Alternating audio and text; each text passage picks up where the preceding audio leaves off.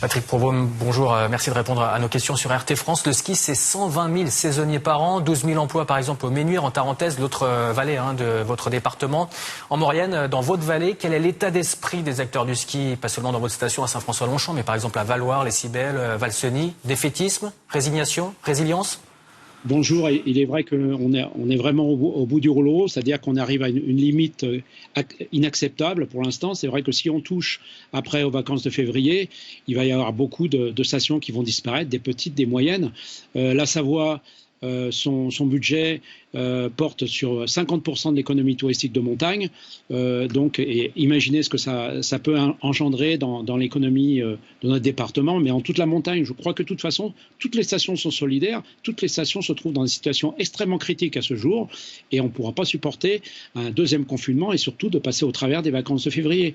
On est dans un environnement de montagne avec de l'espace au grand air. Il n'y a pas de regroupement. Les seuls regroupements qu'on peut dire, c'est des regroupements de familles, parce que ce sont des familles, ce sont dans les appartements ou dans des chalets, comme partout en France.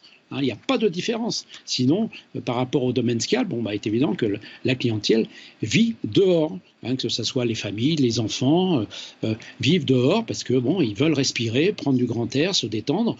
Et je crois que c'est tout à fait injustifié, incohérent par rapport au risque qu'on fait croire de ne pas venir en montagne, surtout qu'on a mis en place des protocoles sanitaires extrêmement stricts. On a mis en place aussi des centres de dépistage qui fonctionnent. Donc on est prêt effectivement à accueillir et à prendre toutes les précautions. On ne prend pas à la légère le risque sanitaire, mais on est prêt à faire face. Et je crois que l'ensemble des acteurs le sont.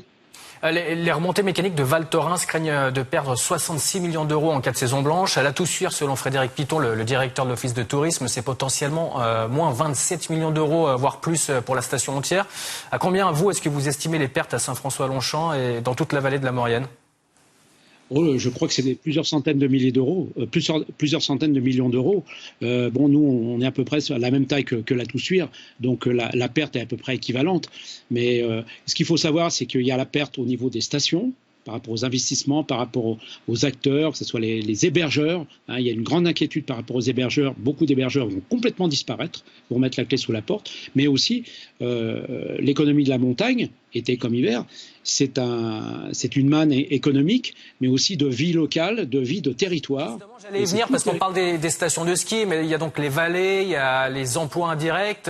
C'est quoi le moral des habitants en ce moment ? Quelles répercussions sur l'économie qui en découle ? Je pense par exemple à Rio Tinto, Alcan, à Saint-Jean-de-Maurienne, les industries à Sallanches, il y en a beaucoup en Haute-Savoie. Il y a de quoi être inquiet ? Bien sûr, il y a une répercussion sur l'ensemble des métiers, des corps de métier qui découlent de la montagne par rapport aux investissements, par rapport à la maintenance, par rapport aux artisans, aux PME. Et puis, effectivement, c'est 120 000 emplois, bien sûr, mais en incidence sur l'ensemble du territoire, ça peut être 300 ou 400 000 supplémentaires. Quand vous dites qu'il y a des stations qui sont à l'agonie, qui vont mourir, ça veut dire quoi concrètement ? Ça veut dire qu'il y a des stations où il n'y aura plus rien du tout ? Oui, effectivement, ils vont mettre la clé sous la porte. Je prends par exemple, l'année dernière, il y a certaines stations qui ont commencé difficilement avec un manque de neige, plus avec le confinement du mois de mars. Ils sont arrivés en début d'hiver juste à zéro en termes de trésorerie. Là, ils sont un petit peu en réanimation avec les aides qu'ils peuvent avoir ou que l'État leur promette, mais ils ne passeront pas un deuxième hiver. Qu'est-ce que vous attendez alors du gouvernement ? C'est des aides, lesquelles, comment ? Nous, en premier lieu, c'est qu'ils prennent en compte un petit peu l'accueil et les mesures sanitaires qu'on met en place et fonctionner, même à vitesse réduite, mais qu'on fonctionne pendant les vacances de février. Sinon, bien sûr, des aides, mais on n'est pas là pour recevoir des aides. Nous, on veut simplement travailler et vivre de notre travail. Parce que les aides, c'est de la solidarité, c'est des moyens, c'est des aides qui sont limitées, qui ne sont pas en regard par rapport aux enjeux économiques. Quand on perd l'économie, c'est 8 à 10 milliards, l'État ne va pas nous compenser la totalité. Il va peut-être nous compenser 20%, c'est juste de quoi survivre, peut-être, mais pas pour tout le monde. Mais alors, qu'est-ce que vous reprochez concrètement au gouvernement ? Et est-ce que vous avez encore l'espoir de rouvrir en mars, par exemple ?